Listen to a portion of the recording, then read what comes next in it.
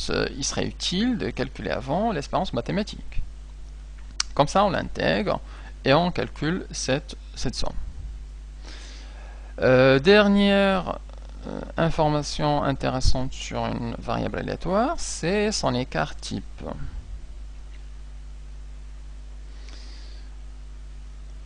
Alors, c'est l'écart type qu'on note sigma. Je vais le mettre en vert. Donc, l'écart type d'une variable aléatoire, c'est simplement la racine carrée de sa variance. Une fois qu'on a calculé la variance, on peut simplement déduire l'écart type en calculant la racine carrée. Voilà donc nos propriétés, on a nos formules. On peut faire un petit exemple sur la variable qu'on vient de définir ici. Alors on peut notamment calculer son espérance mathématique. Alors je vais noter un exemple.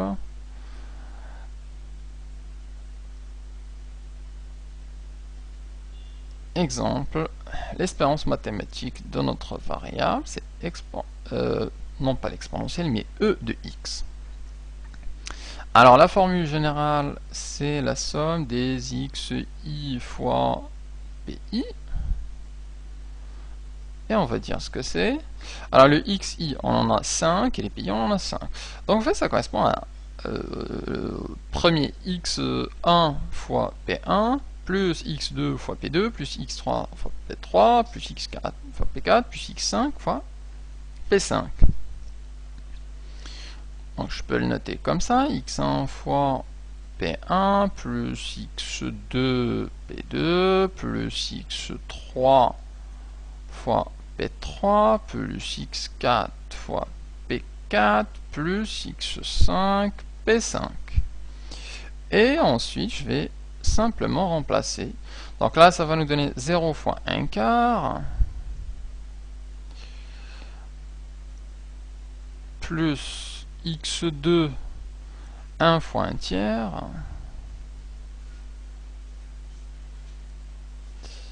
plus 2 fois 5, 8 sur 18, plus 3 sur 3 fois 1 neuvième, plus 4 fois 1 sur 36, plus 4 fois 1 sur 36.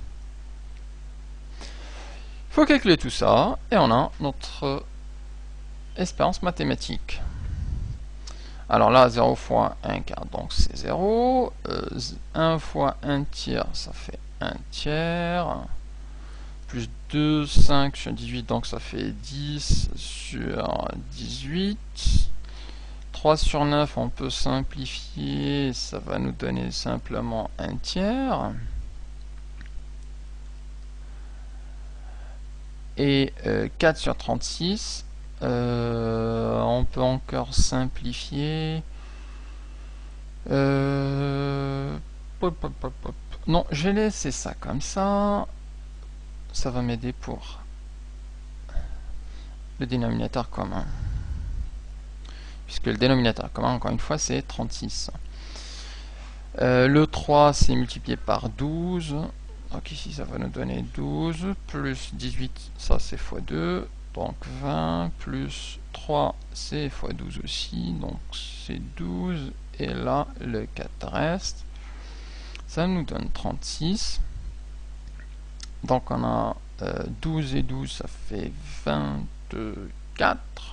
24 plus 20, ça fait 44. 44 plus 4, ça fait 48 sur 36.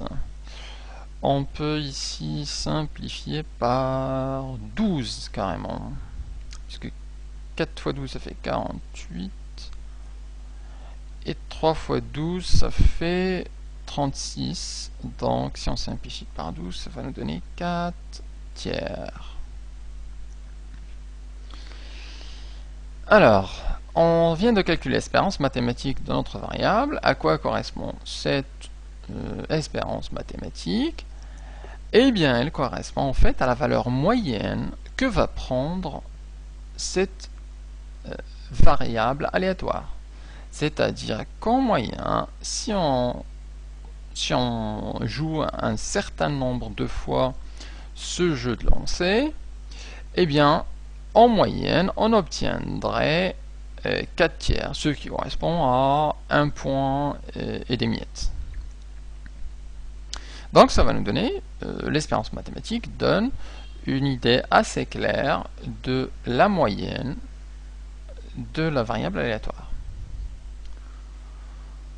On peut sinon calculer la variance.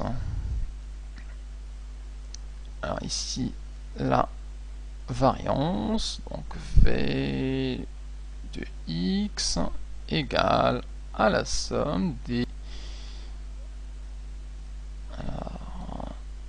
PI facteur des xi moins e de grand X au carré. Alors si j'écris les deux premiers termes, ça va nous donner P1 facteur de x1 moins E qui est l'espérance. Donc l'espérance, les 4 tiers qu'on vient de calculer, plus P2 fois x2 moins l'espérance au carré, etc. Et il y a 5 termes ici, puisqu'on commence à 1 jusqu'à 5. Alors je vais les noter directement avec des chiffres. On est d'accord, l'espérance est 4 tiers. Ça, c'est fait. Alors on aura simplement besoin de... Voilà. Donc on ferait 1 quart facteur de xi, c'est-à-dire 0, moins e de x, et on l'élève tout au carré. Donc pour le premier, ça va donner 1 quart. Je vais mettre en couleur. 1 quart facteur de 0, ça c'est le x1, moins e, c'est, on a dit 4 tiers, et il faut élever au carré, plus P2, le P2 c'est 1 tiers, donc il nous faut faire 1 tiers facteur de 1, qui est le x1, moins le de x au carré, plus, ici le PI c'est 5 sur 18, facteur de 2 moins, etc. Donc 5 sur 18, facteur de 2 moins 4 tiers au carré, plus 1 neuvième facteur de 3, 1 neuvième facteur de 1, facteur de 3, moins 4 tiers au carré, plus 1 36e facteur de 4 moins 4 tiers au carré. Et on a donc le calcul de notre variance qu'on peut calculer. Alors on va y aller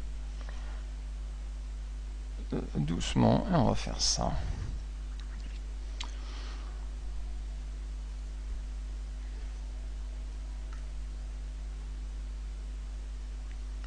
Donc ici,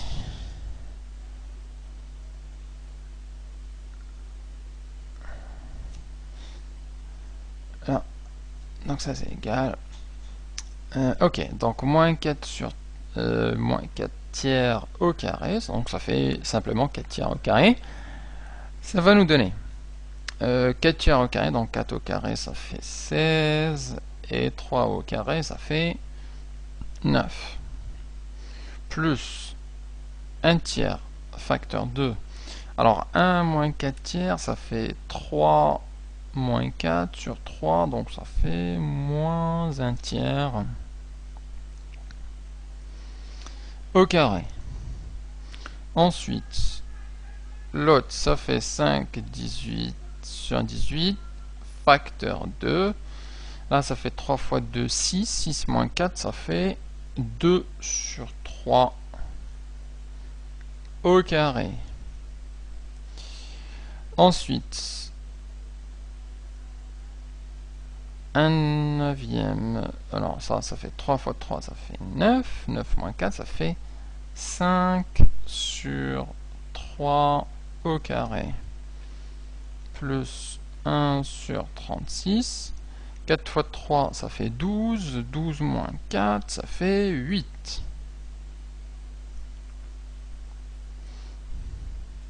Au carré. On calcule ça, donc là ça fait 16 sur 36. On peut simplifier ça.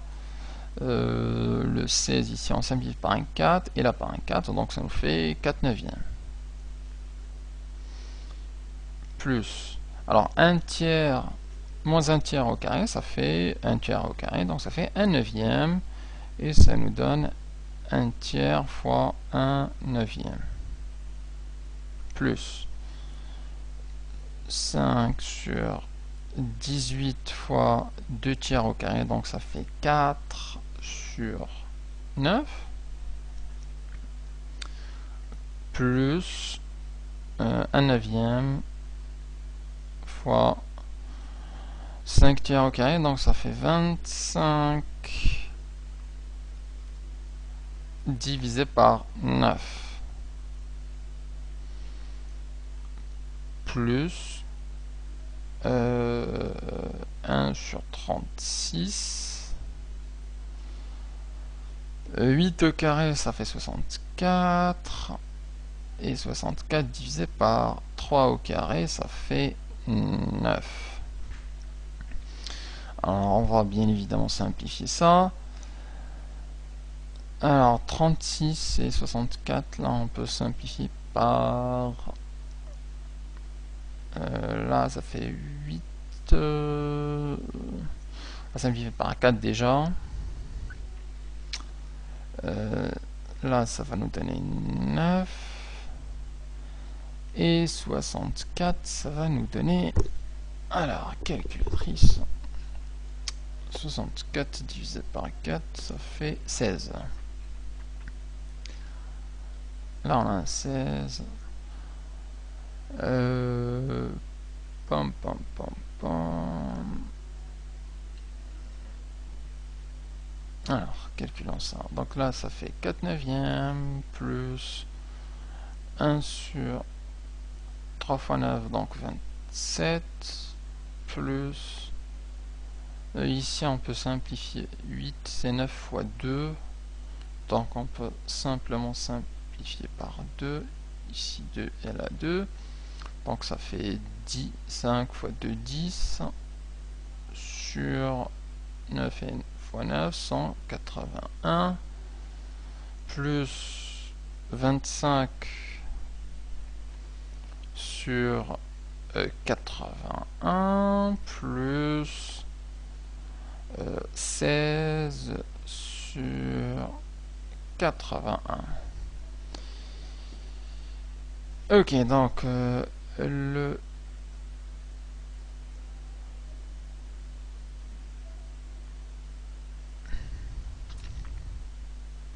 dénominateur commun c'est 81.